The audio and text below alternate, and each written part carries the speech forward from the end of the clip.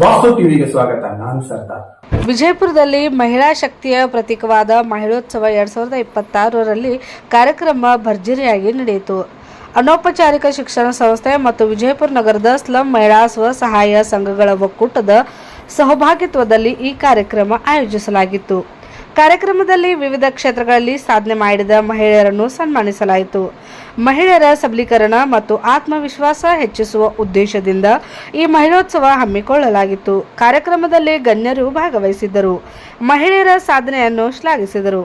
ಈ ಕಾರ್ಯಕ್ರಮದಲ್ಲಿ ದಿವ್ಯ ಸಾನ್ನಿಧ್ಯ ಸ್ವಾಮಿ ಸುನೀಲ್ ಫರ್ನಾಂಡಿಸ್, ಅಧ್ಯಕ್ಷತೆ ಶ್ರೀಮತಿ ರಾಜೇಶ್ವರಿ ಮಠಪತಿ, ಉದ್ಘಾಟನೆ ಶ್ರೀಮತಿ ಲಲಿತಾ ಬಿಜ್ಜರ್ಗಿ, ಮುಖ್ಯ ಅತಿಥಿಗಳು ಶ್ರೀಮತಿ ಉಮಾಶ್ರೀ ಕೋಳಿ, ಉಪಸ್ಥಿತ ಜಯಾ ಮೇರಿ, ಶ್ರೀಮತಿ ಫರ್ಜಾನಾ ಜಮಾದಾರ್, ಶ್ರೀಮತಿ ಸುಶೀಲಾಬಾಯಿ ದಳವಾಯಿ, ಶ್ರೀಮತಿ ರೇಣುಕಾ ಎಂಟ್ಮಾನ್, ಕುಮಾರಿ ತೇಜಸ್ವಿನಿ ಬಂಡಿವಡ್ಡರ್ ಇನ್ನಿತರು ಈ ಕಾರ್ಯಕ್ರಮದಲ್ಲಿ ಉಪಸ್ಥಿತರಿದ್ದರು. ವಾಸ್ತು ಟಿವಿ ಗ್ರೌಂಡ್ ರಿಪೋರ್ಟ್, ವಿಜಯಪುರ. ಸಾಧನೆ ಮತ್ತು ಅವರ ಪರಿಶ್ರಮವನ್ನು ಗೌರವಿಸಲು ಮತ್ತು ಸಂಭ್ರಮಿಸಲು ಪ್ರತಿ ವರ್ಷವೂ ಅನೌಪಚಾರಿಕ ಶಿಕ್ಷಣ ಸಂಸ್ಥೆ ಬಿಜಾಪುರ ನಗರ ಸ್ಲಂ ಸ್ವಸಹಾಯ ಸಂಘಗಳ ಒಕ್ಕೂಟ ವಿಜಯಪುರ ಇವರ ಸಹಭಾಗಿತ್ವದಲ್ಲಿ ಮಹಿಳಾ ದಿನಾಚರಣೆಯನ್ನು ನಾವು ಪ್ರೀತಿಯಿಂದ ಹಾಗೂ ಆಡಂಬರದಿಂದ ಆಚರಿಸುತ್ತೇವೆ. ಇಂದು ನಿಮ್ಮೆಲ್ಲರ ಬೆಳವಣಿಗೆ ನೋಡಿದಾಗ ತುಂಬಾ ಹೆಮ್ಮೆ ಆಗುತ್ತದೆ. ಸ್ವಸಹಾಯ ಗುಂಪುಗಳ ಮೂಲಕ ನೀವು ದಿನದಿಂದ ದಿನಕ್ಕೆ ಅಭಿವೃದ್ಧಿಯಾಗುತ್ತಿದ್ದೀರಿ. ನಿಮ್ಮ ಮಕ್ಕಳ ಶಿಕ್ಷಣಕ್ಕೆ ಹೆಚ್ಚಿನ ಪ್ರಾಮುಖ್ಯತೆಯನ್ನು ನೀಡುತ್ತಾ ನಿಮ್ಮ ಕನಸುಗಳನ್ನು ಕೂಡ ನನಸು ಮಾಡಿಕೊಳ್ಳುತ್ತಿದ್ದೀರಿ. ಇದು ನಿಜವಾಗಿಯೂ ಸಂತೋಷದ ವಿಷಯ. ಮಹಿಳಾ ದಿನಾಚರಣೆ ಕೇವಲ ಒಂದು ದಿನದ ದಿನಾಚರಣೆ ಅಲ್ಲ, ಅದು ಪ್ರತಿ ದಿನದ ದಿನಾಚರಣೆಯಾಗಬೇಕು. ಇಂದು ಮಹಿಳೆಯರ ಶಕ್ತಿ, ಸಾಧನೆ, ಸಹನೆ ಮತ್ತು ಸಮಾಜಕ್ಕೆ ನೀಡುತ್ತಿರುವ ಅಮೂಲ್ಯ ಕೊಡುಗೆಗಳನ್ನು ಗೌರವಿಸುವ ದಿನವಾಗಿದೆ. ಮಹಿಳೆ ಎಂದರೆ ಕೇವಲ ಮನೆಗೆ ಸೀಮಿತವಲ್ಲ, ಸಮಾಜವನ್ನು ರೂಪಿಸುವ ಶಕ್ತಿ. ಮಹಿಳೆ ಎಂದರೆ ಧೈರ್ಯ ಮತ್ತು ಪ್ರೇರಣೆ. ನಮ್ಮ ಸಿಎನ್ಎಫ್ಇ ಸಂಸ್ಥೆ ಪ್ರತಿಯೊಬ್ಬ ಮಹಿಳೆಗೆ ಕನಸು ಕಾಣುವ ಹಕ್ಕು, ಮುನ್ನಡೆಯುವ ಧೈರ್ಯ ಮತ್ತು ಯಶಸ್ಸು ಸಾಧಿಸಲು ಅಗತ್ಯವಾದ ಬೆಂಬಲ ಕೊಡುತ್ತಿದೆ.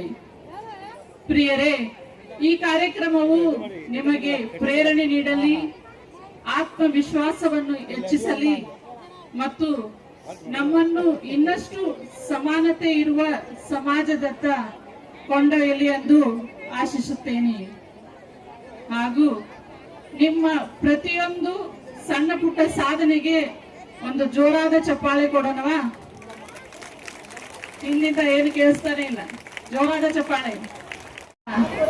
ಶಕ್ತಿಯುತ ಮಹಿಳೆ, ಶಕ್ತಿಯುತ ಕುಟುಂಬ, ಶಕ್ತಿಯುತ ಸಮಾಜ ಎಂದು ಹೇಳುತ್ತಾ ಮತ್ತೊಮ್ಮೆ ನಿಮಗೆಲ್ಲರಿಗೂ ಮಹಿಳಾ ದಿನಾಚರಣೆಯ ಹಾರ್ದಿಕ ಶುಭಾಶಯಗಳನ್ನು ಕೋರುತ್ತಾ ನನ್ನ 2 ಮಾತುಗಳನ್ನು ಮುಗಿಸುತ್ತೇನೆ. ಧನ್ಯವಾದಗಳು. ಅಡ್ಡಾಡಬೇಡ್ರಿ.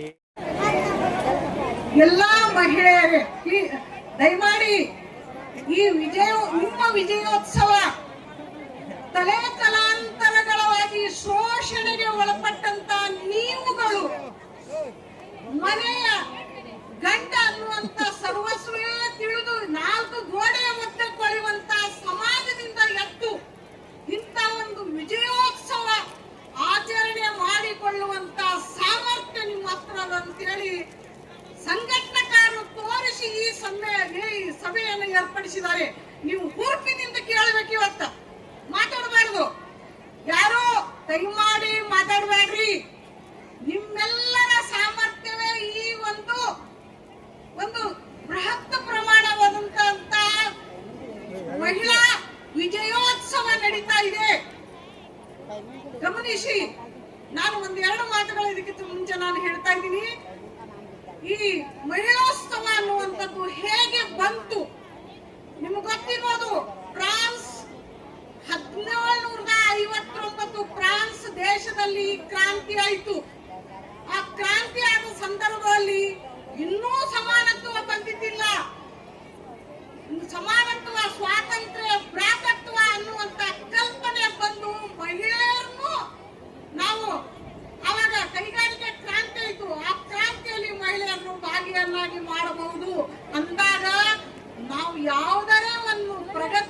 ಸಾಧಿಸ್ಲಿಕ್ಕೆ ಸಾಧ್ಯ ಇದೆ. ಎರಡು ಚಪ್ಪಾಳೆ ತಟ್ಟಿದ್ರೆ ಮಾತ್ರ ಚಪ್ಪಾಳೆ ಹಾಕಕ್ ಸಾಧ್ಯದ.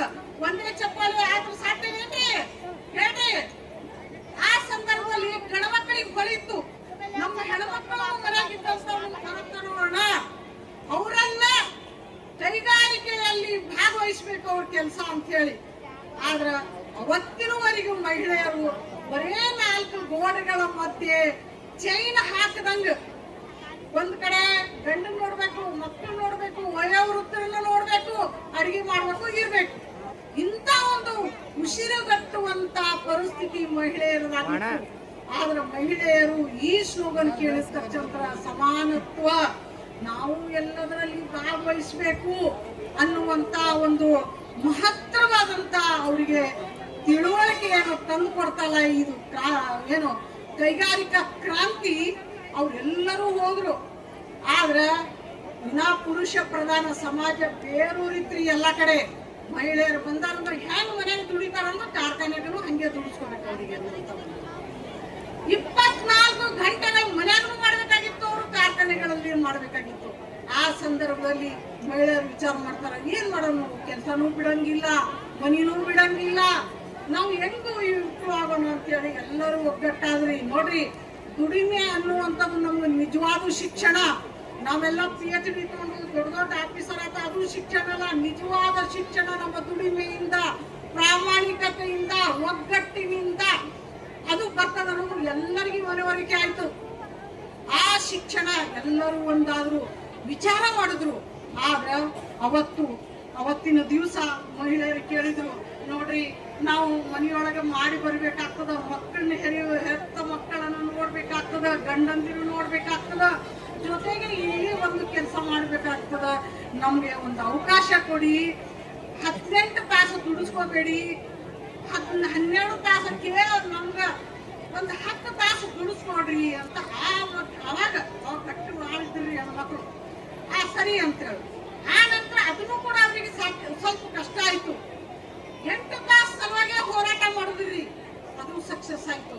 ಮಹಿಳೆಯರೇ ನೋಡ್ರಿ, 1959 ಮಹಿಳೆಯರ ಹಂತವಾಗಿ ತಿಳುವಳಿಕೆಯಿಂದ ನೋಡ್ರಿ, ಪ್ರಬುದ್ಧತೆಯಿಂದ, ಒಗ್ಗಟ್ಟಿನಿಂದ ನೋಡ್ರಿ, ಇರ್ರೆಸ್ಪೆಕ್ಟಿವ್ ಕಾಸ್ಟ್, ರಿಲಿಜನ್, ಯಾವುದೇ ಜಾತಿ, ಮತ, ಧರ್ಮ, ನಾವೆಲ್ಲರೂ ಒಂದು ನೋಡ್ರಿ ಅಂತ ಹೇಳಿ ತಿಳ್ಕೊಂಡು ನೋಡ್ರಿ. ನಾವು ಸಮಾಜದಾಗ ಹೋದ್ಕೂಳೆ ನಮ್ ಜಾತಿ ನಿಮ್ ಜಾತಿ ಅದು ಹೊಸ್ತಾರ. ಆದ್ರೆ ಹೋರಾಟಗಾರಿ ಯಾವ ಜಾತಿ ಇಲ್ಲ ನೋಡ್ರಿ. ನೆನ್ಸ್ಕೊಳ್ರಿ, ನಾವು ವೈದ್ಯಕೀಯ ಹೋರಾಟ ಮಾಡಿದಾಗ ಎಲ್ಲರೂ ಎಷ್ಟು ಚೆನ್ನಾಗಿ ನಾವು ಒಂದಾಗಿದ್ದೇವೆ, ಖುಷಿದಿಂದ ಅದು ಯಶಸ್ವಿ ಆಗ್ಲಿಕ್ಕೆ. ಆದ್ರೆ ಇಂಥ ಒಂದು ಸ್ಟೆಪ್ ಯಶಸ್ವಿ ಆಗ್ಲಿಕ್ಕೆ ಮಹಿಳೆಯರು ಒಂದಾದ್ರು, ಹೋರಾಟಕ್ಕೆ ಅಣಿಯಾದ್ರು ಆಗಿ 8 ತಾಸು ಬಂತು. ಮಹಿಳೆಯರೇ 1900 ನೋಡ್ರಿ 32 ಈ ಕಡೆ ಎಷ್ಟೋ ಮಹಿಳೆಯರಿಗೆ ಮೂಢನಂಬಿಕೆಯಿಂದ ಮಹಿಳೆಯರ ಗಂಡ ಸತ್ರ ಅವ್ರನ್ನೂ ಹೂಡ್ಬೇಕಾಗಿತ್ತು. ಅವರು ರೋದನೆ ಕಾರಣದ ಹೆರಿಗೆ ಬಾರಿಸ್ತಿದ್ರಂತ. ನೋಡ್ರಿ ಅಂತ ಭಯಾನಕ ಪರಿಸ್ಥಿತಿ ಹೆಣ್ಮಕ್ಳಿತ್ತು. ಇಲ್ಲಿ ನಿಮ್ಗೆ ಕೇಳಿರ್ಬೋದು, ರಾಜಾರಾಮ್ ಮೋಹನ್ ರಾಯ್ 1832 ರಾಜಾರಾಮ್ ಮೋಹನ್ ರಾಯ್ ಇಲ್ಲಿ ನಮ್ಮಲ್ಲಿ ಮಹಿಳೆಯರು ಈ ಒಂದು ಪದ್ಧತಿಯಿಂದ ಹೊರಗೆ ಬರಬೇಕು ಅಂತ ಹೇಳಿ ಅವರು ಅವಾಗ ನಮ್ಮಿನ್ನ ಏನದಲ್ಲ ಬ್ರಿಟಿಷ್ ಸರ್ಕಾರ ಇತ್ತು. ನಮ್ಮ ಯಾರ ನಾಯಕತ್ವದಲ್ಲಿ, ರಾಜಾರಾಮ್ ಮೋಹನ್ ರಾಯರ ನಾಯಕತ್ವದಲ್ಲಿ ಆ ಪದ್ಧತಿಯನ್ನು ಕೂಡ ಹೊರತಂದ್ರು. ಅದೇ ರೀತಿ ಮಹಿಳಾ ಶಿಕ್ಷಣ ಇದ್ದಿದ್ದಿಲ್ಲ. 20ನೇ ಶತಮಾನದ ಮಧ್ಯಭಾಗದವರೆಗೂ ಮಹಿಳಾ ಶಿಕ್ಷಣ ಮಹತ್ವ ಇದ್ದಿದ್ದಿಲ್ಲ. ಎಷ್ಟೋ ಜನರಿಗೆ ಮಹಾನ್ ವ್ಯಕ್ತಿಗಳು ಮನಿಗೆ ಹೋಗಿ ಟಾಂಗ, ರಿಕ್ಷಾ ನೋಡ್ರಿ, ಗಾಡಿ, ಎತ್ತಿನ ಬಂಡಿ ಕರ್ಕೊಂಡು ಮಹಿಳೆಯರಿಗೆ ಕರ್ಕೊಂಡು ಬಂದು ಎಜುಕೇಶನ್ ಕೊಡ್ತಿದ್ದಾರೆ. ಮಹಾರಾಷ್ಟ್ರದಲ್ಲಿ ಬಾಪೂಜಿ ಫುಲೆ ಅವರು, ಸಾವಿತ್ರಿಬಾಯಿ ಫುಲೆ ಅವರು, ಈ ಕಡೆ ಮಹಾರಾಷ್ಟ್ರದಾದ್ರೆ ಈ ಕಡೆ ಏನಂದ್ರ ಈಶ್ವರಚಂದ್ರ ವಿದ್ಯಾಸಾಗರ್ ಅವರು ನೀವು ಕೇಳಿರ್ಬೋದು. ಅವರು ಆಗ್ಲಿ, ನಾವು ಚರಿತ್ರೆಯಲ್ಲಿ ನಾವು ಓದ್ತಾ ಇದ್ದೇವೆ ಅವ್ರ ಚರಿತ್ರೆಯನ್ನ. ಆದ್ರೆ ಮಹಾತ್ಮ ಗಾಂಧೀಜಿ ಆಗ್ಲಿ, ಬೇರೆ ಬೇರೆ ಮಹಾನ್ ವ್ಯಕ್ತಿಗಳು ಹೆಣ್ಮಕ್ಕಳು ಶಾಲೆಯನ್ನು ಕಲಿತಾರೆ. ಅವರು ಹೆಣ್ಮಕ್ಳೇನು ಶಾಲೆ ಕಲಿತಾರ, ಇಡೀ ಸಮಾಜ ಬದಲಾವಣೆ ತರ್ಲಿಕ್ಕೆ ಸಾಧ್ಯದ. ಅವರು ಶೋಷಣೆಯ ಮುಕ್ತ ಆಗ್ಲಿಕ್ಕೆ ಸಾಧ್ಯದ. ನಾವು ಯಾರು ಶೋಷಣೆ ಮಾಡಿದೀವಿ ಅಂದ್ರೆ ಯಾರು ತಿಳುವಳಿಕೆ ಇಲ್ಲ. ಅವ್ರು ಸ್ವಪ್ರಜ್ಞೆಯಿಂದ ಅವರೇ ತಮ್ಮ ಶೋಷಣೆಯನ್ನ ಬಗೆಹರಿಸ್ಕೊತಾರ. ಅವ್ರು ಒಗ್ಗಟ್ಟಾಗ್ತಾರ, ಪ್ರಜ್ಞಾವಂತರಾಗ್ತಾರ, ಜ್ಞಾನವಂತರಾಗ್ತಾರ ಮಹಿಳೆಯರು ಅಂತೇಳಿ ಅವ್ರಿಗೆ ಶಿಕ್ಷಣಕ್ಕೆ ಒತ್ತು ಕೊಟ್ಟು ಮಹಾನ್ ವ್ಯಕ್ತಿಗಳು ನೋಡ್ರಿ. ನಾನು ಹೆಣ್ಮಕ್ಳು ಗಂಡು ಮಕ್ಕಳು ಇಲ್ಲ ಅಂತಿಲ್ಲ, ನಮ್ಮ ಹೆಣ್ಣಿನ ಏನಲ್ಲ, ನಮ್ಮ ಬೆನ್ನಿನ ಆಶ್ರಯ ಆಗಿ ನಮ್ಮ ಮಹಾನ್ ಪುರುಷರು ನಮಗೆ ಸಹಾಯ ಮಾಡ್ತಾರೆ. ಶಿಕ್ಷಣ ಪ್ರತಿಯೊಬ್ಬರು ಮಹಿಳೆಯರು ಶಿಕ್ಷಣ ಕಲಿಬೇಕು ಅಂತ ಹೇಳ್ತಾರೆ. ಅದರಲ್ಲಿ ಬರೀ ಶಿಕ್ಷಣ ಕಲಿಲಿಲ್ಲ, ಇವತ್ತು ರಾಜಕೀಯದಲ್ಲಿ ಮಹಿಳೆಯರು ಬರಬೇಕು ಅಂತ ವೋಟ್ ಹಾಕುವಂತ ರೈಟ್ ಸಿಕ್ಕಿದಿಲ್ಲ ನಮ್ಮ ಹತ್ರ. ನೋಡ್ರಿ, ಗಂಡ್ಮಕ್ಳ ರಾಜಕೀಯ ಆಳ್ಬೇಕು, ಗಂಡ್ಮಕ್ಳೆಲ್ಲ ನೋಡಿ ವೋಟ್ ಎಷ್ಟು ಇಂಪಾರ್ಟೆಂಟ್. ನಮ್ಮ ಇಡೀ ಸಾಮಾಜಿಕ ಸಂಬಂಧಗಳನ್ನು ಬೆಸೆಯುವುದೇ ಓಟು. ರಾಜಕೀಯ ಪ್ರತಿಯೊಂದು ಹಕ್ಕುಗಳನ್ನು ನಿರ್ಧಾರ ಮಾಡುವಂತದ್ದು ಓಟು. ಇವತ್ತು ನಮ್ಮ ಸಂವಿಧಾನ ಇವತ್ತಿನ ದಿವಸ ಇಲ್ಲಿ ಸಮಾನತ್ವ, ಸಮಾನ ಅವಕಾಶ ಮತ್ತು ಬೆಂಬಲದೊಂದಿಗೆ ಮಹಿಳಾ ಪ್ರಗತಿ ಇವತ್ತೇನು ಇದು ಅದರ ಈ ಸ್ಲೋಗನ ಅವತ್ತಿನ ದಿವಸ ಅವರಿಗೆ ಅರಿವಾಯ್ತು. ಇವತ್ತು ಮಹಿಳೆಯರು ಪ್ರತಿ ರಂಗದಲ್ಲಿ ಭಾಗವಹಿಸಿದ್ರ. ಅದೇ ರೀತಿ ರಾಜಕೀಯ ಸ್ವಾತಂತ್ರ್ಯ ಅವರು ಸಿಗಬೇಕಾದ್ರೆ ಅವರು ಮೊದಲು ಏನ್ ಮಾಡ್ಬೇಕು, ವೋಟ್ ಹಾಕ್ಬೇಕು. ಪ್ರತಿಯೊಬ್ಬರು ವೋಟ್ ಹಾಕಿ ಸರ್ಕಾರವನ್ನ ನಿರ್ಧರಿಸಬೇಕು ಅವರು ಸ್ವಪ್ರಜ್ಞೆಯಿಂದ. ನೋಡ್ರಿ, ನಾಲೆಜ್ ಸಲುವಾಗಿ ಶಿಕ್ಷಣ ಆಯ್ತಾ. ಮತ್ತೆ ಮಹಿಳಾ ಪ್ರಗತಿ ವಾರ್ಷಿಕ ವರದಿ 2025 ಮತ್ತು 2026 ವೇದಿಕೆ ಮೇಲೆ ಉಪಸ್ಥಿತರಿರುವ ಗಣ್ಯಮಾನ್ಯರೇ, ಒಕ್ಕೂಟದ ಪದಾಧಿಕಾರಿಗಳೇ, ಇಲ್ಲಿ ನೆರೆದಿರುವ ತಾಯಂದಿರೇ, ಅಕ್ಕಂದಿರೇ ಹಾಗೂ ಆತ್ಮೀಯ ಬಂಧುಗಳೇ, ನಿಮ್ಮೆಲ್ಲರಿಗೂ ಮಹಿಳೋತ್ಸವದ ಶುಭಾಶಯಗಳು. ಇಂತಹ ಸುಂದರವಾದ ಕಾರ್ಯಕ್ರಮದಲ್ಲಿ ವಿಜಯಪುರ ನಗರ ಸ್ಲಂ ಮಹಿಳಾ ಸ್ವಸಹಾಯ ಸಂಘಗಳ ಒಕ್ಕೂಟ ವಾರ್ಷಿಕ ವರದಿ ಮಂಡಿಸುವುದು ಹೆಮ್ಮೆಯ ವಿಷಯವಾಗಿದೆ. ನಮ್ಮ ಮಹಿಳಾ ಒಕ್ಕೂಟವು ಅನೌಪಚಾರಿಕ ಶಿಕ್ಷಣ ಸಂಸ್ಥೆ ವಿಜಯಪುರ ಜೊತೆಗೆ ಕಳೆದ 25 ವರ್ಷಗಳಿಂದ ಮಹಿಳೆಯರು ಸರ್ವತೋಮುಖ ಅಭಿವೃದ್ಧಿಗಾಗಿ ಶ್ರಮಿಸುತ್ತಾ ಬಂದಿದೆ. ನಮ್ಮ ಮಹಿಳೆಯರು ಆರ್ಥಿಕವಾಗಿ, ಸಾಮಾಜಿಕವಾಗಿ, ಶೈಕ್ಷಣಿಕವಾಗಿ, ರಾಜಕೀಯವಾಗಿ ಬೆಳೆಯಲು ಅನೌಪಚಾರಿಕ ಶಿಕ್ಷಣ ಸಂಸ್ಥೆ ವಿಜಯಪುರ ಒಕ್ಕೂಟಕ್ಕೆ ಬೆನ್ನೆಲುಬಾಗಿ ನಿಂತಿದೆ. ಸ್ಲಂ ಮಹಿಳೆಯರಲ್ಲಿ ಮತ್ತು ಲಂಬಾಣಿ ತಾಂಡಾ ಮಹಿಳೆಯರಲ್ಲಿ ಆತ್ಮಶೈರ್ಯ ತುಂಬುವ ಕಾರ್ಯಕ್ರಮವನ್ನು ಮಾಡುತ್ತಿದೆ. ಪ್ರತಿ ಹೆಜ್ಜೆಯಲ್ಲೂ ಸಂಸ್ಥೆಯು ನಮ್ಮಲ್ಲಿ ಸ್ಫೂರ್ತಿಯನ್ನು ತುಂಬುವುದರ ಮೂಲಕ ಮಹಿಳೆಯರು ಸಬಲೀಕರಣಕ್ಕೆ ಶಕ್ತಿ ಕಾರಣವಾಗಿದೆ. ಅದಕ್ಕೆ ಸಾಕ್ಷ್ಯವೆಂಬಂತೆ ಇಂದು ನಾವೆಲ್ಲರೂ ಸುಂದರ ಸಮಾರಂಭದಲ್ಲಿ ಜಾತಿ ಮತ ತಾರತಮ್ಯವಿಲ್ಲದೆ ಒಂದೇ ಕುಟುಂಬದಂತೆ ಸೇರಿದ್ದೇವೆ. ಇದರಲ್ಲಿ ಶ್ರೇಯ ಅನೌಪಚಾರಿಕ ಶಿಕ್ಷಣ ಸಂಸ್ಥೆ ಹಾಗೂ ಮಹಿಳಾ ಒಕ್ಕೂಟಕ್ಕೆ ಸಲ್ಲುತ್ತದೆ. ಎಲ್ಲರ ಪರವಾಗಿ ಇವರಿಗೆ ಕೃತಜ್ಞತೆ ಸಲ್ಲಿಸೋಣ. 2025 ಮತ್ತು 2026ನೇ ವರ್ಷ ನಮ್ಮೆಲ್ಲರಿಗೂ ಹೊಸ ಚೈತನ್ಯವನ್ನು ತಂದಿದೆ. ಮಹಿಳಾ ಒಕ್ಕೂಟವು ಮಹಿಳೆಯರಲ್ಲಿ ಸಾಮಾಜಿಕ ಪ್ರಜ್ಞೆಯನ್ನು ಮೂಡಿಸಲು ನಿರಂತರ ತರಬೇತಿಗಳನ್ನು ಆಯೋಜಿಸುವುದರ ಜಾಗೃತಿ ಮತ್ತು ಆತ್ಮವಿಶ್ವಾಸ ಮೂಡಿಸಿ ಸ್ವಾವಲಂಬಿ ಜೀವನ ನಡೆಸಲು ಪ್ರೇರಣೆ ನೀಡುತ್ತಿದೆ. ಈ ವರ್ಷ ಮಹಿಳಾ ಒಕ್ಕೂಟದಿಂದ 10 ಮಹಿಳೆಯರಿಗೆ ಸ್ವಾವಲಂಬಿ ಯೋಜನೆಯಡಿ ಸ್ವ ಉದ್ಯೋಗ ಮಾಡಲು ತಲಾ 50,000 ರೂಪಾಯಿ ಧನ ಸಹಾಯ ಮಾಡಲಾಗಿದೆ. ಅದೇ ರೀತಿ ಮಹಿಳಾ ಸ್ವಸಹಾಯ ಸಂಘಗಳಿಂದ 24 ಮಹಿಳೆಯರು ಆರ್ಥಿಕ ನೆರವು ಪಡೆದುಕೊಂಡು ಸ್ವ ಉದ್ಯೋಗ ಮಾಡುತ್ತಿದ್ದಾರೆ. ಜಿಲ್ಲೆಯಲ್ಲಿ ನಡೆಯುವ ಪ್ರಗತಿಪರ ಹೋರಾಟದಲ್ಲಿ ಮಹಿಳಾ ಒಕ್ಕೂಟವು ಸಕ್ರಿಯವಾಗಿ ಭಾಗವಹಿಸುತ್ತಿದೆ. ಮಾತು ಅಂತಂದ್ರೆ ಮಹಿಳೆ, ಹೌದಲ್ಲ ಏನ್ರಿ? ಮಹಿಳೆ ಅಂತಂದ್ರೆ ಶಕ್ತಿ ಅಂತ ಹೇಳಿ ಪ್ರೋಗ್ರಾಮ್ ಆರ್ಗನೈಸ್ ಮಾಡ್ತಾ ಇದ್ದೀವಿ. ಮಹಿಳೆಯರು ಅಂತಂದ್ರೆ ಬಹಳಷ್ಟು ಸ್ವಾವಲಂಬಿಗಳು, ಬಹಳಷ್ಟು ಸಂಸ್ಕಾರವಂತರು ಅಂತ ಹೇಳಿ ನಾವು ಕಾರ್ಯಕ್ರಮಗಳನ್ನ ಮಾಡ್ತೀವಿ. ಬಟ್ ಕಾರ್ಯಕ್ರಮ ಬಿಟ್ಟು ಬರೀ ಮಾತುಗಳು ನಡ್ತೇವೆ. ಅದಕ್ಕೆ ಹೇಳ್ತಾರೆ ಗಂಡ್ಮಕ್ಳು, ಅದಕ್ಕೆ ಇಷ್ಟು ಬೈತಾರ ಅನ್ಸುತ್ತೆ ನಮಗೆ. 2 ಜಡೆ ಸೇರಿದ್ರೆ ಬರೀ ಮಾತು ಮಾತು ಮಾತು ಅಂತ ಹೇಳಿ. ಅಲ್ವಾ? ಬಟ್ ಆ ತರದ್ದು ಆಗ್ಬಾರ್ದು. ಎಲ್ಲಿಗೆ ಮಾತಾಡ್ಬೇಕು ಅಲ್ಲಿಗೆ ನಾವು ಮಾತಾಡ್ಬೇಕು, ಎಲ್ಲಿಗೆ ಶಾಂತವಾಗಿ ಕೂಡ್ಬೇಕು ಅಲ್ಲಿ ಕೂಡ್ಬೇಕು, ಎಲ್ಲಿಗೆ ಮಾತಾಡ್ಬೇಕು, ಯಾರ ಮಾತುಗಳನ್ನ ಕೇಳಿಕೆ ಅಂತ ಹೇಳಿ ಬಂದಿದೀವಿ ಅವ್ರ ಮಾತುಗಳನ್ನ ಕೇಳಿ ಇಲ್ಲಿಂದ ಏನಾದ್ರೂ ಒಂಚೂರು ಕಲಿತು ನಮ್ಮ ಮನೆಗಳಿಗೆ ಹೋದ್ರೆ ಅದಕ್ಕೆ ಕಾರ್ಯಕ್ರಮವನ್ನ ಇಷ್ಟು ಖರ್ಚು ಮಾಡಿ ಆರ್ಗನೈಸ್ ಮಾಡಿದಕ್ಕೆ ಸಾರ್ಥಕತೆ ಆಗ್ತದೆ ಅನ್ನುವಂಥದ್ದು ನನ್ನ ಒಪಿನಿಯನ್. ಸರಿಯಾ ಇಲ್ವಾ? ಸರಿ ಇದೆ ರೀ ನಾನು ಹೇಳೋದು. ಒಂದ್ 5 ನಿಮಿಷ ನಾನು ನನ್ನ ಬಗ್ಗೆ ಹೇಳ್ತೀನಿ. 5 ನಿಮಿಷ ನನ್ನ ಬಗ್ಗೆ ಒಂಚೂರು ಕೇಳ್ರಿ. ಅದಕ್ಕೆ ಯಾಕೆ ಹೇಳ್ತಿದ್ದೀನಿ ಅಂತಂದ್ರೆ ನಿಮ್ಮಂತ ಪರಿಸ್ಥಿತಿಯಲ್ಲಿ ಕಲಿತು ಅಧಿಕಾರಿಯಾಗಿರೋ ನಾನು, ಅದಕ್ಕೆ ನನ್ನ ಮಾತು ಕೇಳಿದ್ರೆ ನಿಮ್ಮ ಮಕ್ಕಳನ್ನ ನೀವು ನಾಳೆ ಸ್ಟೇಜ್ ಮೇಲೆ ಕೂಡಿಸ್ತೀವಿ ಪಕ್ಕ. ಅದಕ್ಕೆ ಒಂದ್ 5 ನಿಮಿಷ ಎಲ್ಲರೂ ಶಾಂತ ರೀತಿಯಾಗಿ ಕೇಳ್ಕೊಡಿ. ಇಲ್ಲಿ ನಾವು ಸ್ವಾವಲಂಬನೆ ಅಂತೀವಿ, ಶಕ್ತಿ ಅಂತೀವಿ, ಮತ್ತೊಂದು ಅಂತೀವಿ. ಆದ್ರೆ ದಿನನಿತ್ಯದ ಜೀವನದಲ್ಲಿ ನಾವು ಬಹಳಷ್ಟು ಕಷ್ಟಗಳನ್ನ ಅನುಭವಿಸ್ತೀವಿ, ಹೌದಲ್ಲ? ಒಂದು, ನಮ್ಮಲ್ಲಿ ಆರ್ಥಿಕ ಪರಿಸ್ಥಿತಿ ಸರಿಯಾಗಿರೋದಿಲ್ಲ, ದುಡ್ಡು ಇರೋದಿಲ್ಲ. 2ನೇದು, ಗಂಡನ ಸಪೋರ್ಟ್ ಇರೋದಿಲ್ಲ. 3ನೇದು, ಗಂಡನ ಮನೆಯಲ್ಲಿ ಸಪೋರ್ಟ್ ಇರೋದಿಲ್ಲ. 4ನೇದು, ಸಮಾಜದಿಂದ ಬೇರೆ ಬೇರೆ ಮಾತುಗಳು ಬರ್ತಿರ್ತವೆ. ಯಾಕಂತಂದ್ರೆ ಮುಂದೆ ಹೋಗಿ ಕೆಲಸ ಮಾಡಿರುವಂತದ್ದು. ಇದನ್ನೆಲ್ಲ ಅನುಭವಿಸ್ತಿದ್ದೀರಿ, ಹೌದಾ ಇಲ್ವಾ? ಖಂಡಿತವಾಗಿಯೂ ಎಲ್ಲರಿಗೂ ಕೂಡ ಒಂದೇ ರೀತಿಯಾದಂತ ಸಮಸ್ಯೆಗಳು ಇರೋದಿಲ್ಲ, ಬೇರೆ ಬೇರೆ ಆದಂತ ಸಮಸ್ಯೆಗಳನ್ನ ಅನುಭವಿಸ್ತಿರ್ತೀವಿ. ಹಾಗಾದ್ರೆ ಏನ್ ಮಾಡ್ಬೇಕು? ಈ ಮಹಿಳಾ ದಿನಾಚರಣೆಯನ್ನ ಆಚರಣೆ ಮಾಡುವ ಮೂಲಕ ನಾವು ಏನ್ ಕಲಿತಾ ಇದ್ದೀವಿ ಅಂತಂದ್ರೆ, ಮೊದಲಿಗೆ ನಮ್ಮಲ್ಲಿರುವಂತ ಆತ್ಮವಿಶ್ವಾಸವನ್ನ ಕಳ್ಕೋಬಾರ್ದು. ಯಾಕಂತಂದ್ರೆ ನಮ್ಮ ತಾಯಿ ಬಹಳ ಕಷ್ಟಪಟ್ಟು ನಮ್ಮನ್ನು ಬೆಳೆಸಿದ್ರು, ಬಹಳ ಅಂದ್ರೆ ಬಹಳ ಕಷ್ಟಪಟ್ಟರು. ನಿಮ್ಮಂಗೆ ಸ್ವಸಹಾಯ ಸಂಘಗಳಲ್ಲಿ ಸಾಲ ಎಲ್ಲ ತೆಗೆದು ನಮಗೆ ಎಜುಕೇಶನ್ ಮಾಡಿಸಿದ್ದು. ನಮ್ಮ ತಾಯಿ PUC ಆದ್ಮೇಲೆ ಹೇಳಿದ್ರು ಏನಂತಂದ್ರೆ, ನನಗಿನ್ ಮುಂದೆ ಕಲಿಸೋ ಶಕ್ತಿ ಇಲ್ಲ, ನೀನೇನಾದ್ರೂ ಒಂದು ನೌಕರಿ ಮಾಡು, ಆ ಹಣದಿಂದ ಮೊದಲು ಮನೆ ಒಂಚೂರು ಸುಧಾರಣೆ ಆಗ್ಲಿ, ಆಮೇಲೆ ನೀನ್ ಏನಾದ್ರೂ ಕಲ್ಕೋ ಅಂತ ಹೇಳಿದ್ರು. ಹಾಗಾಗಿ ನಾವ್ ಏನ್ ಮಾಡಿದ್ವಿ ಅಂದ್ರೆ PUC ಆದ ತಕ್ಷಣ D.Ed ಮಾಡಿ ಮೊದಲಿಗೆ ಒಂದು ಟೀಚರ್ ನೌಕರಿ ಮಾಡಕ್ಕಂತ ಸ್ಟಾರ್ಟ್ ಮಾಡಿದೆ. ಟೀಚರ್ ಮಾಡಿದ್ಮೇಲೆ ನಮ್ಮ ಮನೆ ಪರಿಸ್ಥಿತಿ ಸ್ವಲ್ಪ ಸುಧಾರಿಸ್ತು. ಯಾಕಂದ್ರೆ ನಾನು ಚೆನ್ನಾಗಿ ಅಭ್ಯಾಸ ಮಾಡಿದೆ. ನನ್ನ ತಾಯಿ ಹೇಳ್ತಿರೋದು ಅದೇ, ಮದುವೆ ಮಾಡ್ಕೊಂಡು ಹೋಗು ಅನ್ಲಿಲ್ಲ, ಬರೀ ಶಿಕ್ಷಣಕ್ಕೆ ಪ್ರೋತ್ಸಾಹವನ್ನ ಕೊಟ್ರು.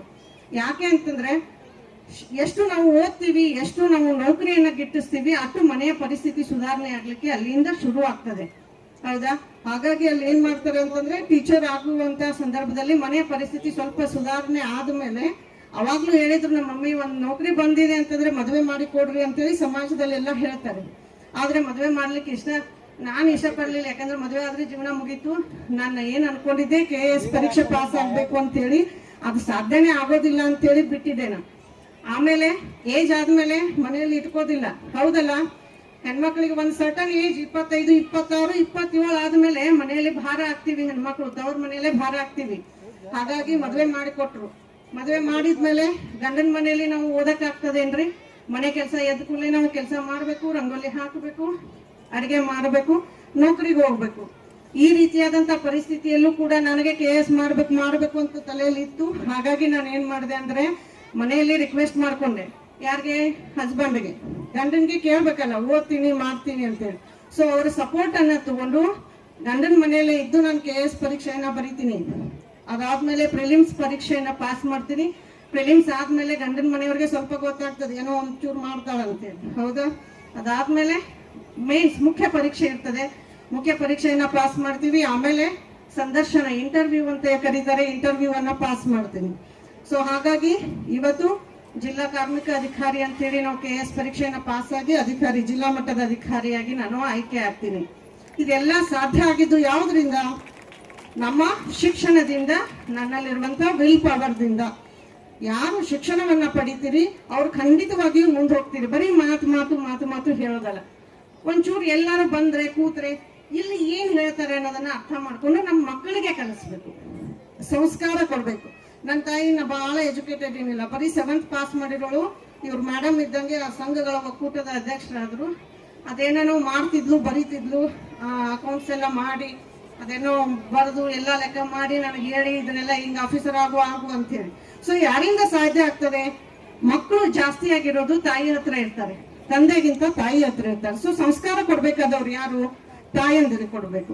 ನಿಮ್ ಮಕ್ಕಳು ಶಾಲೆಗೆ ಹೋಗ್ತಾರ ಇಲ್ಲ, ಹೋದ್ಮೇಲೆ ಅಲ್ಲಿ ಏನ್ ಮಾಡ್ತಾ ಇದ್ದಾರೆ? ಒಂಚೂರು ಶಾಲೆಗೆ ಫ್ರೀ ಆಗಿ ಹೋದಾಗ ನಾವು ದುಡ್ಡು ತಿಂತೀವ್ರಿ, ನಮ್ಗೆಲ್ಲ ಸ್ಕೂಲಿಗೆ ಎಲ್ಲಿ ಹೋಗಕ್ ಆಗ್ತದೆ? ಖಂಡಿತವಾಗಿಯೂ ಸತ್ಯ. ಆದ್ರೂ ಕೂಡ ನನ್ನ ಮಕ್ಕಳು ಮುಂದೆ ಹೋಗ್ಬೇಕು, ಒಂದು ಉತ್ತಮವಾದಂತ ಸ್ಥಾನವನ್ನ ಪಡಿಬೇಕು ಅಂದ್ರೆ ಖಂಡಿತವಾಗಿಯೂ ಶಾಲೆ ಕಳಿಸ್ರಿ. ನಾನು ಎಷ್ಟೋ ಮಕ್ಕಳನ್ನ ನೋಡ್ತೀವಿ, ಚೈಲ್ಡ್ ಲೇಬರ್, ಬಾಲ ಕಾರ್ಮಿಕರಾಗಿ ಹೋಟೆಲ್ಗಳಲ್ಲಿ, ಗ್ಯಾರೇಜ್ಗಳಲ್ಲಿ ಕೆಲಸ ಮಾಡ್ತಾರೆ. ದುಡ್ಡಿನ ಬೆಲೆ ಕಲಿಸ್ತೀವಿ ನಾವು, ಅದಕ್ಕೆ ಕಳಿಸ್ತೀವಿ ಅಂತ ಕೆಲವೊಬ್ರು ಯಾರು ಅಂದ್ರು ನನಗೆ. ಅಮ್ಮ, ಕಲಿಯೋ ವಯಸ್ಸಿನಲ್ಲಿ ಕಲೀಲಿ, ಮುಂದೆ ಕಳಿಸ್ರಿ. ಒಂದು ಏಜ್ ಇರ್ತದೆ, 20 ವರ್ಷ ಆದ್ಮೇಲೆ ಅವನಿಗೆ ಎಲ್ಲಾರ ಕೆಲ್ಸಕ್ಕೆ ಕಳಿಸ್ರಿ. ಸಣ್ಣ ಮಕ್ಕಳನ್ನ ಕೆಲ್ಸಕ್ಕೆ ದಯವಿಟ್ಟು ಕಳ್ಸಕ್ ಹೋಗ್ಬೇಡ್ರಿ. ಇದೆಲ್ಲ ಬಹಳ ಬಡತನದಲ್ಲಿರುವಂತ ಮಕ್ಕಳೇ ಅಲ್ಲಿ ಬಂದಿರ್ತಾರೆ. ನಾವು ಕೇಸ್ಗಳನ್ನ ಬುಕ್ ಮಾಡಬೇಕು, ಅಗೇನ ಮಾಲಕರ ವಿರುದ್ಧ ಜಗಳ ಆಗ್ತದೆ, ಇದೆಲ್ಲ ಬಿಟ್ಟಿದ್ದು. ಸೊ ಮಕ್ಕಳಿಗೆ ಮೊದಲಿಗೆ ಶಿಕ್ಷಣ ಕೊಡಿ, ಜೊತೆಗೆ ಸಂಸ್ಕಾರ ಕೊಡಿ. ಮೊನ್ನೆ ಒಂದು ಹೇಳಿದ್ರು ಮೇಡಮ್, ಹೇಳ್ತಾ ಇದ್ರು ಬಹಳಷ್ಟು ಕೆಟ್ಟ ಕೆಟ್ಟ ಕೇಸ್ಗಳಾಗ್ತಾವಿದೆ ಅಂತೇಳಿ. 14 ವರ್ಷದ ಮಗು ಡಬಲ್ ಮರ್ಡರ್ ಮಾಡ್ತಾನೆ ಅಂತಂದ್ರೆ ಅವನ ಮಾನಸಿಕ ಸ್ಥಿತಿ ಎಂತದ್ದು, ಆತನಿಗಿರುವಂತ ಸಂಸ್ಕಾರ ಎಂತದ್ದು. ನಾವು ಕೂಡ ಹೆಣ್ಮಕ್ಳಿಗೆ ಗಂಡನ ಮನೆಗೆ ಹೋದ್ರೆ ನಿಮ್ಮವ್ವ ಅಪ್ಪ ಹೆಂಗ್ ಕಲ್ಸಾರ ಅಂತಾನೆ ಕೇಳ್ತಾರೆ. ಸೊ ಅಗೇನ್ ಅಲ್ಲಿಗೆ ಬರ್ತದೆ. ಸೊ ನಾವು ಕೊಡುವಂತ ಸಂಸ್ಕಾರ ಇಂಪಾರ್ಟೆಂಟ್ ಆಗಿರುವಂತದ್ದು. ದಯವಿಟ್ಟು ಈ ಸಂಸ್ಥೆಯವರು, ನಾನು ಸುಮಾರು 4-5 ವರ್ಷಗಳಿಂದ ನೋಡ್ತಾ ಇರುವಂಗೆ ಬಹಳಷ್ಟು ಸಪೋರ್ಟ್ ಅನ್ನ ತಮಗ್ ಮಾಡ್ತಾರೆ. ಸಾಲ ಕೊಡ್ಬೋದಾಗಿರ್ಬೋದು, ಎಜುಕೇಶನ್ ಬೆನಿಫಿಟ್ ಅನ್ನ ಕೊಡ್ತಾರೆ, ಮತ್ತೊಂದು ತರದ ಇಂಥ ಸೌಲಭ್ಯಗಳನ್ನ ಉಪಯೋಗಿಸ್ಕೊಡ್ರಿ ತಾವು. ಇನ್ನೂ ಒಂದು ಅಂತಂದ್ರೆ, ನಮ್ಮ ಇಲಾಖೆಯಲ್ಲಿ ಕೂಡ ಸಾಕಷ್ಟು ಸ್ಕೀಮ್ಸ್ ಗಳಿದಾವೆ. ಸರ್ಕಾರದ ಸ್ಕೀಮ್ಸ್ ಗಳನ್ನ ತಾವು ತಗೋಬೇಕು. ನಮ್ಮಲ್ಲಿ ಸ್ಮಾರ್ಟ್ ಕಾರ್ಡ್ ಗಳ ಸೌಲಭ್ಯ ಇದೆ. ತಾವು ಏನ್ ಕೆಲಸ ಮಾಡ್ತೀವಿ ಅದರ ಮೇಲೆ ನಿಮ್ಗೆ ಒಂದು ಸ್ಮಾರ್ಟ್ ಕಾರ್ಡ್ ಅನ್ನ ಕೊಡ್ತೀವಿ. ಆಕ್ಸಿಡೆಂಟ್ ಆದಾಗ ನಮ್ಮ ಹತ್ರ ದುಡ್ಡು ಇರೋದಿಲ್ಲ, ಅದರಿಂದ ಏನು ಆಕ್ಸಿಡೆಂಟಲ್ ಬೆನಿಫಿಟ್ ಸಿಗ್ತದೆ.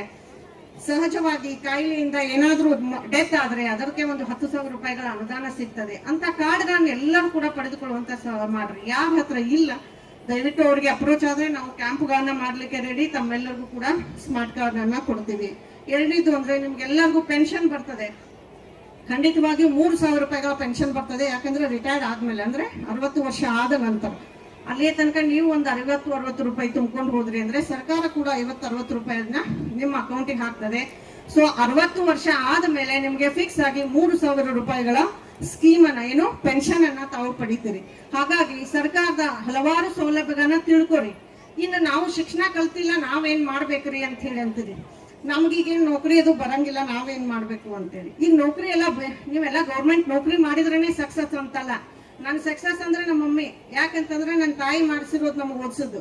ಹಾಗಾಗಿ ಅವ್ರಿಗೆ ಒಂದು ಶಿಕ್ಷಣದ ನಾಲೆಜ್ ಇದೆಯಲ್ಲ. ನೀವು ಇಂಥ ಡಿಜಿಟಲ್ ಯುಗದಲ್ಲಿ ಏನಾದ್ರೂ ಒಂದು ಅಚೀವ್ಮೆಂಟ್ ಮಾಡ್ಬೇಕಾಗಿದ್ರೆ ಸ್ವಲ್ಪ ಶಿಕ್ಷಣದ ಕಡೆಗೆ ನೀವು ಕೂಡ ಲಕ್ಷ್ಯ ಕೊಡ್ರಿ.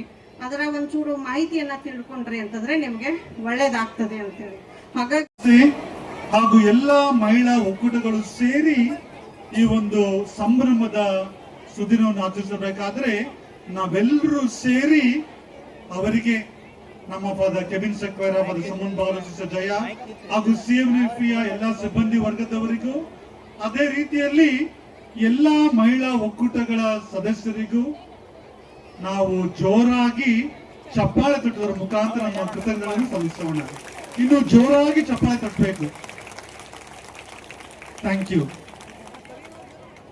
ನಮ್ಮ ಭಾರತೀಯ ಸಂಪ್ರದಾಯ ಹೇಳ್ತೇವೆ, ಅಸತೋಮ ಸದ್ಗಮಯ, ತಮಸೋಮ ಜ್ಯೋತಿರ್ಗಮಯ, ಮೃತ್ಯುನ್ಮ್ಯ ಅಮೃತಂ ಗಮಯ ಅಂತ ಹೇಳಿ ಅಲ್ವಾ.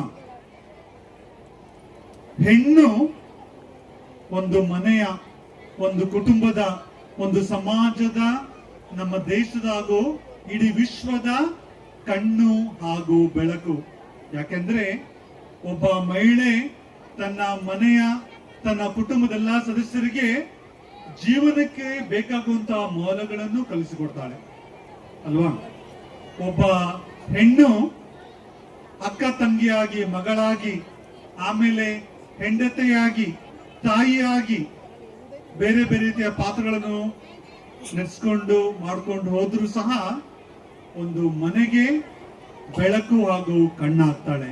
ಹಾಗಾಗಿ ನಮ್ಮ ಈ ಮಹಿಳಾ ಶಕ್ತಿ, ಈ ಒಂದು ಸ್ತ್ರೀ ಶಕ್ತಿ ಇಡೀ ಜಗತ್ತಿನ ಒಂದು ಶಕ್ತಿ ಆಗಿದೆ, ಇಡೀ ಕುಟುಂಬದ ಶಕ್ತಿ ಆಗಿದೆ, ಸಮಾಜದ ಶಕ್ತಿ ಆಗಿದೆ. ಹಾಗಾಗಿ ಇಲ್ಲಿ ನೆರೆದಿರುವ ನಿಮ್ಮೆಲ್ಲರಿಗೂ ಸಹ ನನ್ನ ಪರವಾಗಿ, ನಮ್ಮ ಸಂಸ್ಥೆಯ ಪರವಾಗಿ ಮತ್ತೊಮ್ಮೆ ಮಹಿಳಾ ದಿನಾಚರಣೆಯ ಶುಭಾಶಯಗಳು. ಒಬ್ಬ ಸ್ತ್ರೀ, ಒಬ್ಬ ಮಹಿಳೆ ಅಬಲೆ ಅಲ್ಲ, ಆದರೆ ಯಾರು ಸಬಲೆ. ನಿಮ್ಮಲ್ಲಿ ಆ ಬಲ ಇದೆ, ನಿಮ್ಮಲ್ಲಿ ಆ ಶಕ್ತಿ ಇದೆ. ಇದನ್ನು ನಾವು ನಡೆಸಿಕೊಂಡು ಹೋಗ್ತಾ ಎಲ್ಲರೂ ಒಗ್ಗಟ್ಟಾಗಿ ಒಂದು ಹೊಸ ಸಮಾಜವನ್ನು ನಾವೆಲ್ಲರೂ ನಿರ್ಮಾಣ ಮಾಡೋಣ. ಈ ನಮ್ಮ ಉತ್ತರ ಕರ್ನಾಟಕ, ಈ ನಮ್ಮ ನಾಡು ವಚನಕಾರರ ನಾಡು. ಬಸವಣ್ಣ ಆಗಿರ್ಬೋದು, ಅಕ್ಕ ಮಹಾದೇವ್ ಆಗಿರ್ಬೋದು, ಅಲ್ಲಮ್ಮ ಪ್ರಭು ಆಗಿರ್ಬೋದು, ದಾಸಮೀರ್ ಆಗಿರ್ಬೋದು, ಇವರೆಲ್ಲರೂ ಸಹ ಹೇಳ್ತಾರೆ ಲಿಂಗ ಭೇದ ಮಾಡಬಾರ್ದು ಅಂತೇಳಿ. ಇಲ್ಲಿ ಲಿಂಗ ಭೇದವಿಲ್ಲ, ನಾವೆಲ್ಲರೂ ಸಮಾನರು. ಗಂಡಾಗಿರ್ಲಿ ಹೆಣ್ಣಾಗಿರ್ಲಿ, ಯಾವುದೊಂದು ಧರ್ಮಕ್ಕೆ ಸೇರಿದವರಾಗಿರ್ಲಿ, ಜಾತಿಗೆ ಸೇರಿದವರಾಗಿರ್ಲಿ, ನಾವೆಲ್ಲರೂ ಒಂದೇ ಎಂದು ಸಾರಿದಂತಹ ಈ ಒಂದು ಮಹಾನ್ ನಾಡು. ಕಿತ್ತೂರು ರಾಣಿ ಚೆನ್ನಮ್ಮ ನಮ್ಮ ಬಿಜಾಪುರ ಜಿಲ್ಲೆ ಬರೋದು ಯಾವ ಒಂದು ಅಂದ್ರೆ ಕಿತ್ತೂರು ಕರ್ನಾಟಕದಲ್ಲಿ ನಮ್ಮ ಬಿಜಾಪುರ ಜಿಲ್ಲೆ ಬರ್ತದೆ. ಹಾಗಾಗಿ ನಾವು ನಮ್ಮ ಹಕ್ಕುಗಳಿಗಾಗಿ ನಾವು ಹೋರಾಡಬೇಕು. ಹಾಗಾಗಿ ನಿಮಗೆಲ್ಲರಿಗೂ ಮತ್ತೊಮ್ಮೆ ನಾನು ಶುಭಾಶಯ ಹೇಳ್ತಾ, ನಿಮಗೆಲ್ಲರಿಗೂ ಒಳ್ಳೆಯದ ಜಯವಾಗಲಿ, ಎಲ್ಲರೂ ಒಟ್ಟಾಗಿ ಜಯವಾಗಲಿ, ಜಯವಾಗಲಿ. ಈ ಒಂದು ಸುಂದರ ದಿನವನ್ನು ನಮಗೆ ನೀಡಿದ್ದಕ್ಕಾಗಿ ಅವರಿಗೆ ಜಯವಾಗಲಿ, ಜಯವಾಗಲಿ. ಎಲ್ಲರೂ ಜೋರಾಗಿ ಹೇಳಿ, ಜಯವಾಗಲಿ, ಜಯವಾಗಲಿ. ನಮ್ಮೆಲ್ಲ ಮಹಿಳೆಯರಿಗೆ, ಎಲ್ಲ ಸ್ತ್ರೀಯರಿಗೆ, ಹೆಣ್ಣು ಮಕ್ಕಳಿಗೆ ಜಯವಾಗಲಿ.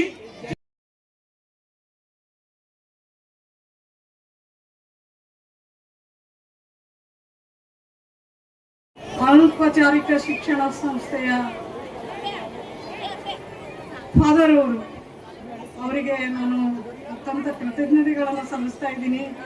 ಮಾನ್ಯರೇ, ನೀವು ಬರೀ ನಾನು ಸನ್ಮಾನ ಅಂತ ನಾನು ಹಿಗ್ಗಲ್ಲ, ಇಡೀ ಬಿಜಾಪುರದಲ್ಲಿ ಮೆಡಿಕಲ್ ಕಾಲೇಜ್ ಆಗಬೇಕಾದ್ರೂ 70% ಈ ಮಹಿಳೆಯರು ಭಾಗವಹಿಸಿದ್ದಾರೆ.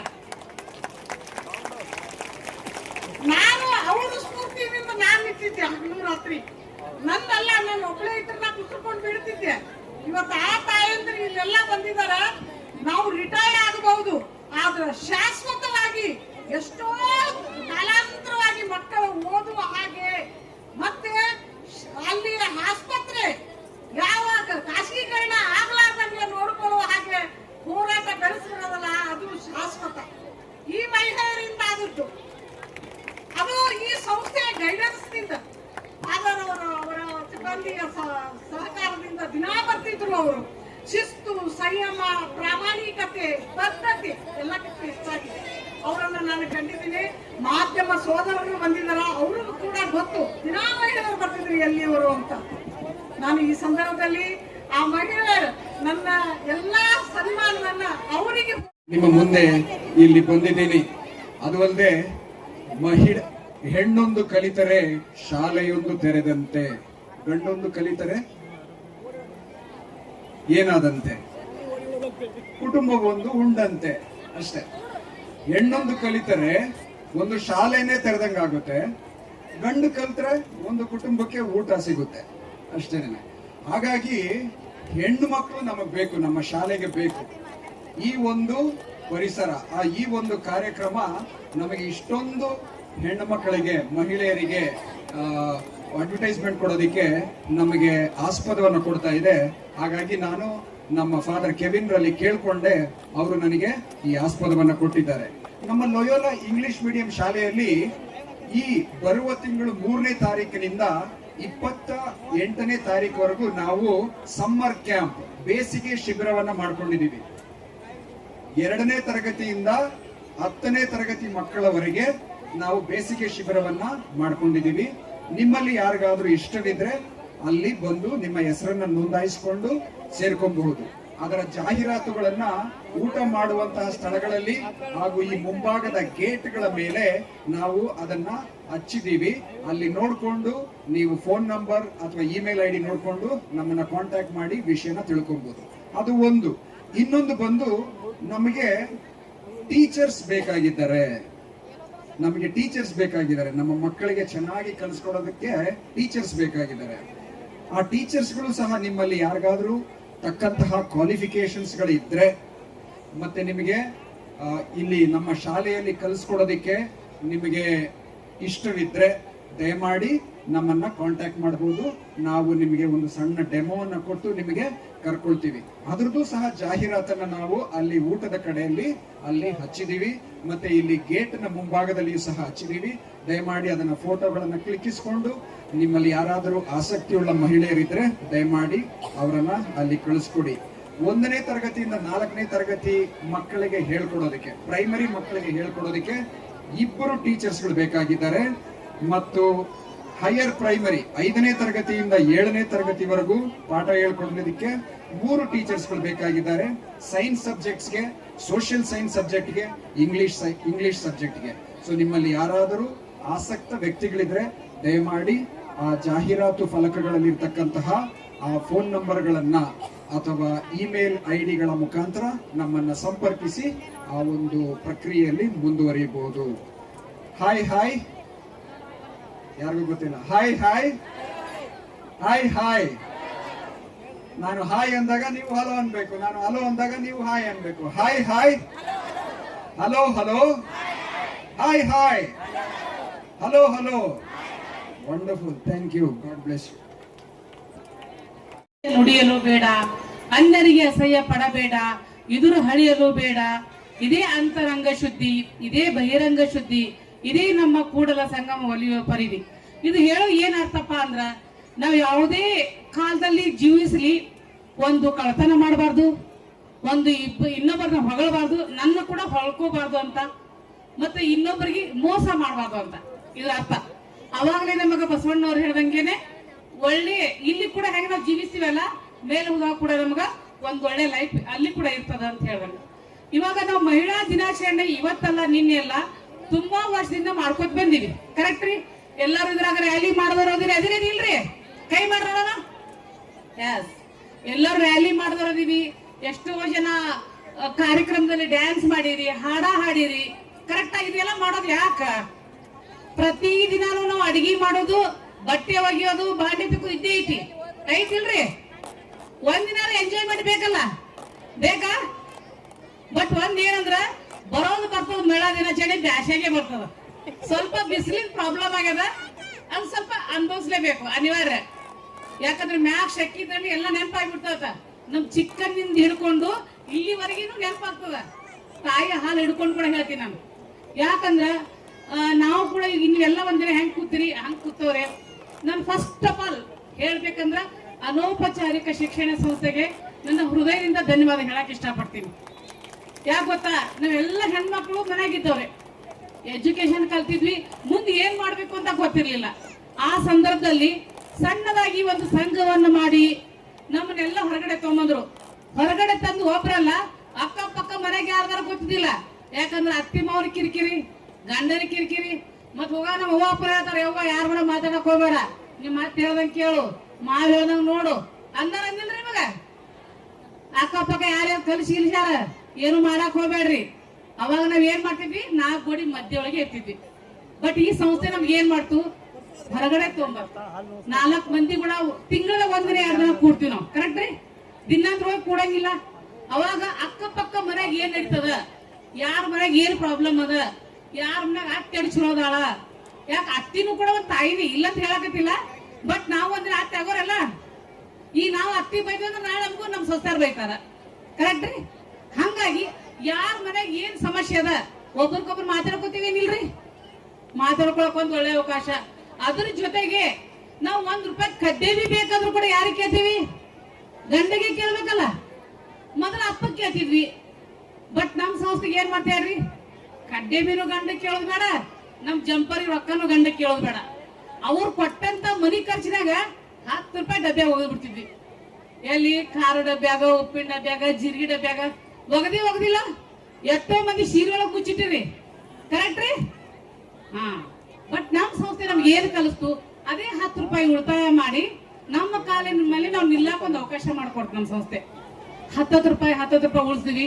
ಈಗೆಲ್ಲ ನಾವೀಗ ಏನ್ ಮಾಡಿ ಗೊತ್ತಂದ್ರಿ, ಏನ್ ನಮ್ಗೆ ಹೆಸರು ಇಡ್ತಿದ್ರಲ್ಲ ಗಂಡದಾರು, ಅವ್ರಿಗೆ 51 ಲಕ್ಷ ರೂಪಾಯಿ ತೆಗೆದುಕೊಡಕತ್ತೀವಿ ಇಲ್ಲ. ಎಷ್ಟೋ ಮಂದಿ ಆಟೋಗಳು ಕೊಡಿಸ್ಕೊಟ್ಟಾರ, ಉದ್ಯೋಗಗಳನ್ನು ಕಲಿಸ್ಕೊಟ್ಟಾರ. ಅಂದ್ರೆ ನಮ್ಮ ಸಂಸ್ಥೆ ನಮ್ಗೆ ಏನ್ ಮಾಡ್ತಂದ್ರ ಒಂದು ಒಳ್ಳೆ ಆದಾಯ, ಅಂದ್ರೆ ನಮ್ಮ ಉಳಿದ ಅಮೌಂಟ್ದಲ್ಲಿನೇ ಒಂದು ಆದಾಯ ಮಾಡ್ಕೊಳಕ್ ಒಂದು ಅವಕಾಶ ಮಾಡಿಕೊಡ್ತು. ಒಂದು ಸಂಘದಿಂದ ಬಂದಂತ ನಾವು ಒಂದು ಒಕ್ಕೂಟಕ್ಕೆ ಬಂದ್ವಿ. ಯಾಕಂದ್ರೆ ಈ ಸ್ಟೇಜ್ ಬರ್ಬೇಕಾದ್ರೆ ಬಹಳ ಇಂಪಾರ್ಟೆಂಟ್ ಅದ. ಇದು ಎಲ್ಲರಿಗೂ ಅವಕಾಶ ಅದ. ಯಾಕಂದ್ರೆ ಕಲಿಬೇಕು. ಯಾವುದೇ ಒಂದು ಕಾರ್ಯಕ್ರಮದಾಗಾದ್ರೂ ನಾವು ಭಾಗವಹಿಸ್ಬೇಕು. ಅವಾಗ ಮಾತ್ರ ನಾವು ಇಲ್ಲಿ ಬರಕ್ ಸಾಧ್ಯ. ಅಲ್ಲೇ ಕೂತು ಒಬ್ಬರು ಕಿವಿಯಾಗ ಒಬ್ರು ಮಾತಾಡಕಾದ್ರೆ ಮ್ಯಾಗ ಬರಕ್ ಸಾಧ್ಯನೇ ಇಲ್ಲ. ಯಾಕಂದ್ರೆ ಈ ಒಂದು ಸ್ಟೇಜ್ ಬರ್ಬೇಕಾದ್ರ ಅದೊಂದು ದೊಡ್ಡ ಪುಣ್ಯ ಅಂತಾನೆ ಹೇಳ್ತೀನಿ ನಾನು. ಹಂಗಾಗಿ ಒಂದ್ ಒಳ್ಳೆ ಎಜುಕೇಶನ್ ಕೂಡ ನಮ್ಮ ಸಂಸ್ಥೆ ಅನುಕೂಲ ಮಾಡ್ಕೊಡ್ತು. ಹೊರಗಡೆ ಹೋದ್ರೆ ನೀವು ದೊಡ್ಡ ಕಾಲೇಜ್ಗೆ ಹೋಗ್ರಿ, ದೊಡ್ಡ ಹೈಸ್ಕೂಲ್ಗಳಿಗೆ ಹೋಗ್ರಿ, 10,000 20,000 30,000 ಫೀ ಅದಾವ. ಅಷ್ಟೆಲ್ಲ ನಮ್ ಕೊಡಕ್ ಆಗ್ತಿತ್ತನ್ರಿ? ಇಲ್ಲ. ನಮ್ಮ ಸಂಸ್ಥೆಯಿಂದಾನೆ ಲೋಯಲ ಸ್ಕೂಲ್ ಅದ, ಲೋಯಲ ಕಾಲೇಜ್ ಅದ, ಲೋಯಲ IT ಅದ. ನಾವು 10 ರೂಪಾಯಿ ಬಂದವ್ರಿ ನಮ್ಮ ಮಕ್ಕಳು ಒಳ್ಳೆ ಎಜುಕೇಶನ್ ಕೊಡ್ಸಾತೀವಿ. ಒಳ್ಳೆ ನಮ್ಮ ಮಕ್ಕಳನ್ನ ನೌಕರಿ ಮಾಡಕತ್ತಾರ. ಈಗ ತುಂಬಾ ಜನರ ಮಕ್ಕಳು ನೌಕರಿ ಮಾಡಕತ್ತಾರ. ಎಂತ ಸಂತೋಷ ಅನ್ಸದೆ ಹೇಳ್ರಿ. ಅಷ್ಟೇ ಅಲ್ಲ, ನಮ್ಮ ಮಹಿಳೆಯರು ಎಷ್ಟೋ ಜನ ರಾಜಕೀಯಲ್ಲಿ ಕೂಡ ಭಾಗವಹಿಸಿದ್ರು. ನನಗೆ ಇಷ್ಟೊಂದು ಹೆಮ್ಮೆ ಅನ್ಸದಲ್ಲ, ಈ ಸಂಸ್ಥೆಯಿಂದ ಬಂದು ಈ ಒಕ್ಕೂಟದಲ್ಲಿ ಬಂದಿಂದ ನಾವು ರಾಜಕೀಯದಲ್ಲಿ ಮುಂದ್ ಬಂದ್ವಿ, ಸಾಮಾಜಿಕವಾಗಿ ಮುಂದ್ ಬಂದ್ವಿ, ಆರ್ಥಿಕವಾಗಿ ಮುಂದ್ ಬಂದ್ವಿ, ಮತ್ತೆ ಶೈಕ್ಷಣಿಕವಾಗಿ ಕೂಡ ಮುಂದ್ ಬಂದ್ವಿ. ಅಷ್ಟೇ ಅಲ್ಲಿ ನಮ್ಗೆ ಎಷ್ಟೋ ಹೆಮ್ಮೆ ಅನ್ಸದ. ನಮ್ಮ ಮಕ್ಕಳೇ ಸ್ಕಾಲರ್ಶಿಪ್ ನಮ್ಮ ಮಕ್ಕಳು ನಾವೇ ಕೊಡ್ತೀವಿ. ಇದು ಎದರಲ್ಲಿ ನಾವು ಉಳಿತಾಯ ಮಾಡ್ತಕ್ಕಂಥ ದುಡ್ಡಲ್ಲಿ ಎಲ್ಲರ ತಲೆಯಾಗಿರ್ಲಿ 2% ನಮ್ಮ ಏನು ಉಳಿತಾಯ ಬಡ್ಡಿ ಬರ್ತದಲ್ಲ, ಆ ಬಡ್ಡಿಯಲ್ಲಿ 1% ಏನದಲ್ಲ ಮಕ್ಕಳಿಗೆ ನಾವು ಸ್ಕಾಲರ್ಶಿಪ್ ಅಂತ ಕೊಡ್ತೀವಿ. ಇನ್ನೊಂದು ಪರ್ಸೆಂಟೇಜ್ ನಮ್ಮ ಒಕ್ಕೂಟದಲ್ಲಿ ಯಾವುದೇ ಮಹಿಳೆಯರಿಗೆ ಆರಾಮ್ ತಪ್ಪಿತ್ತಂದ್ರ, ದವಾಖಾನಿಗೆ ಅಡ್ಮಿಟ್ ಮಾಡಿದ್ರಂದ್ರ ಅವ್ರಿಗೆ ಕೂಡ ಸಹಾಯ ನಿಧಿ ಅಂತ 5,000 ರೂಪಾಯಿ ಕೊಡ್ತೀವಿ. ಅದ್ರ ಜೊತೆಗೆ ಇವಾಗ ತೀರ್ಕೊಂಡವ್ರಿಗೆ ಅಂತ ಹೇಳಿದ್ರು, ಅವ್ರ ನಮ್ಮ ಒಕ್ಕೂಟದಾಗ ನಮ್ಗೆ ಯಾರು ಸಂಘದಾಗ ಆಗಿರ್ತಾರಲ್ಲ ಅವ್ರಿಗೆ ಕೂಡ ಸಹಾಯ ಧನ ಅಂತ 2,000 ರೂಪಾಯಿ ಕೊಡ್ತೀವಿ. ಇದೆಲ್ಲ ಯಾಕೆ ಕಾರಣ ಹೆಂಗಾಯ್ತು ಹೇಳ್ರಿ? ನಾವು ಬೆಳೆದಿದ್ದೀನಿ ನಾನೆಲ್ಲ. ಅದಕ್ಕಾಗಿ ಎಲ್ಲರಿಗೂ ಏನ್ ಹೇಳಕ್ ಇಷ್ಟಪಡ್ತೀನಿ ಅಂದ್ರ, ನೀವೀಗ ಹೆಂಗ್ ಬೆಳೆದಿರಿ, ಒಂದು ಸಂಘದಾಗ ಬಂದಿರಿ, ಅದೇ ತರ ನಿಮ್ ಏರಿಯಾದಾಗ ತುಂಬಾ ಜನ ಖಾಲಿ ಅದಾರ. ಎಲ್ಲರನ್ನು ಕೂಡಿಸ್ರಿ, 10 ರಿಂದ 12 ಜನ ರೆಡಿ ಮಾಡ್ರಿ, ಅವ್ರಿಗೊಂದು ಸಂಘದಾಗ ತಗೊಂಡ್ಬರ್ರಿ, ಅವ್ರು ಕೂಡ ಉಳಿತಾಯ ಮಾಡ್ಲಿ, ಅವ್ರು ಕೂಡ ಮುಂದೆ ಬರ್ಲಿ, ಒಳ್ಳೆ ಕಾರ್ಯಕ್ರಮ ಭಾಗವಹಿಸ್ಲಿ. ಇವಾಗ ಎಲ್ಲರಿಗೂ ಹಸು ಆಗ್ಯದ, ಎಲ್ಲರೂ ಚೆನ್ನಾಗಿ ಊಟ ಮಾಡ್ರಿ, ಜಗಳಾಡಬೇಡ್ರಿ, ಎಲ್ಲ ಹೊಡೆದಾಡಬೇಡ್ರಿ. ಎಲ್ಲರಿಗೂ ಊಟ ಅದ, ಸರಿಯಾಗಿ ಬಾಳೆ ಹಚ್ಚಿ ನಿಂತು ಕರೆಕ್ಟಾಗಿ ಊಟ ಮಾಡ್ರಿ. ನನಗೊಂದು 2 ಮಾತು ಹೇಳಲಿಕ್ಕೆ